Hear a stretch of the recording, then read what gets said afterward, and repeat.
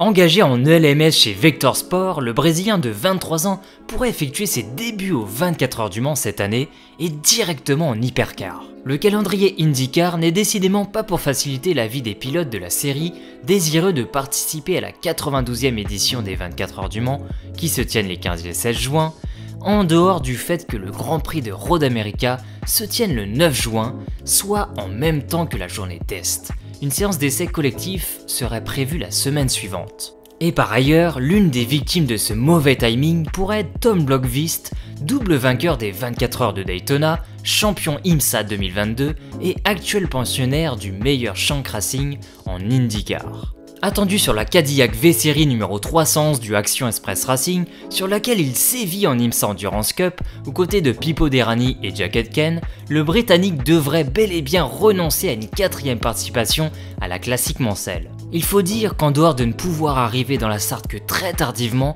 le printemps est plus que chargé pour les protagonistes de l'IndyCar, plus encore pour les débutants à Indy 500.